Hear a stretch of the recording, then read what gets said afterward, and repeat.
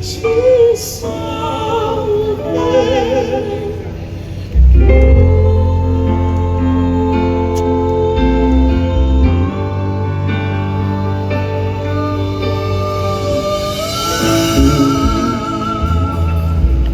mga kababayan, manatili po nakatayo para sa pambansang awit ng Pilipinas. Mga kababayan, ang pambansang awit ng Pilipinas.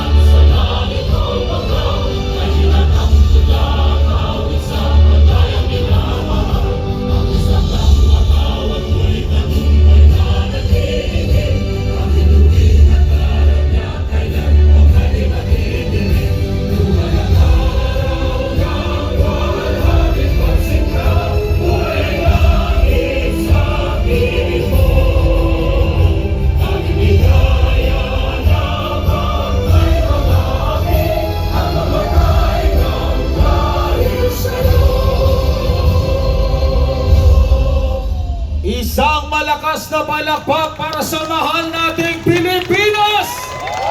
Yan naman yung pinakamalakas nating palakpak para sa ating bansa! Ipakita natin ang pagmamahal sa ating bansa! Iwagayway ang ating watawat!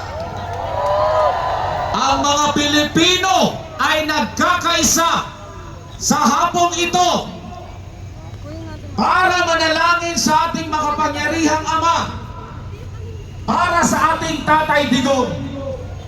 Hindi niya tayo iniwan ng mga panahon na siya ang namuno sa Pilipinas. Tama ba? Lahat sinalo niya para sa ating lahat. At panahon na ngayon para tayo naman ay hindi iiwan ang ating Tatay Digong. Bring him home! Bring him home! Bring him home! Bring him home! Bring him home! Bring him home! At syempre, kapartner Admar, hindi lang tayo dito sa liwasan dahil tayo po ay sinasabayan sa buong Pilipinas, sa Luzon, Visayas, at Mindanao! At siyempre, kapartner Admar, hindi tayo iiwan ng ating mga kababayang OFWs! Kaya shout out sa lahat ng mga OFW na sinasabayan tayo sa ating Facebook Live, paging sa ating YouTube Live. Mabuhay ang ating mga OFWs! Nakita natin mga kababayan sa Netherlands, hindi nila iniwan si Tatay Digong. Tama po ba? tama! Ganyan kalakas ang suporta na tinatanggap ni Tatay Digong kahit saan man siya magpunta. Kaya hindi tayo mag-aalala. Tama? Dahil may kasama si Tatay Digong! Nagtataka ang international community dahil ang gobyerno natin ipinadala si Tatay Digong. Pero ang mga Pilipino lumabas, ipinakita ang pagmamahal sa ating dating Pangulo.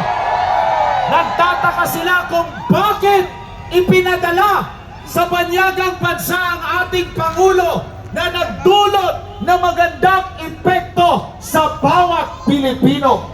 At bago tayo magpatuloy ng partner Admar, maaari na po tayong makaupo. Once again, lahat po tayo dito ay nandito sa liwasan dahil tayo ay naniniwala sa mga programa at nagawa ni Tatay Digong sa loob ng 6 na taon. Tama po ba?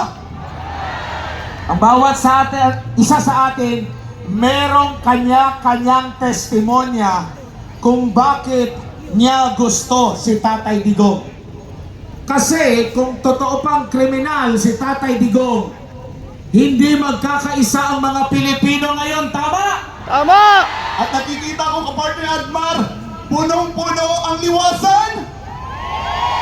Kaya mag-ingat tayo dahil baka may mag-picture ng mga bakanting upuan.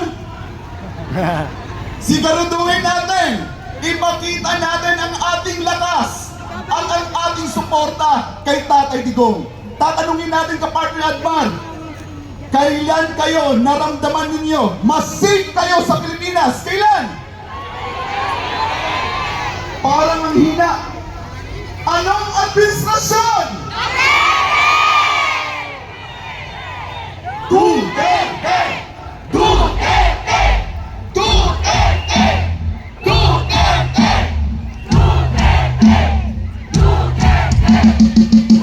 Pero mga kababayan, ano po ang ginawa nila sa tanging presidente na nagparamdam sa atin na tayo ay Pilipino? Ano po ang ginawa nila sa presidente na ipinaramdam sa atin na ligtas tayong maglakad sa kalsada kahit gabi, kahit madaling araw? Anong ginawa nila sa presidente natin na sinugpo ang CPP, NPA, NDF, sinugpo ang iligal na droga, sinugpo ang kriminalidad? Sabi ni Vice President Sara Duterte, kidnapping ang ginawa nila kay Tatay Digong.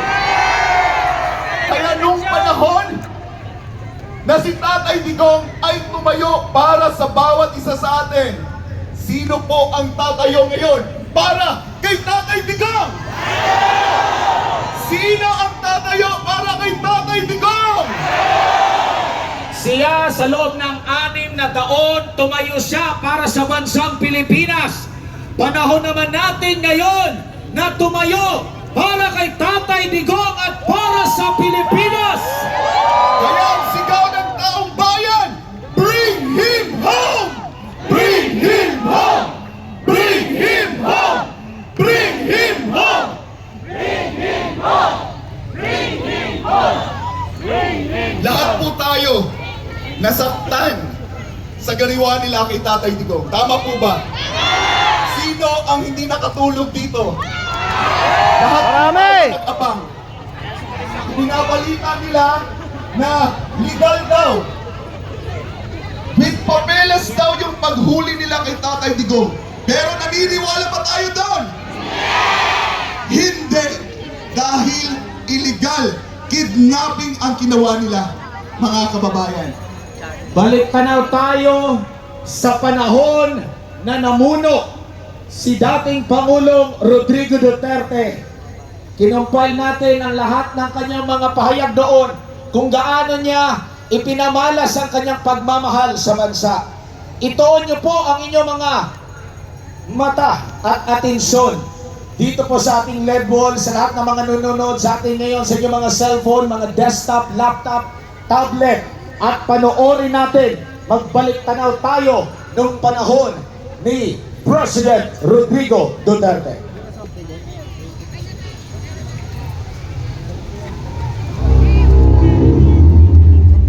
Talagang galit ako. Sira ang bayan ko. Mahal ko ang bayan ko. Mahal ko kayo. Okay. But we will never compromise our dignity.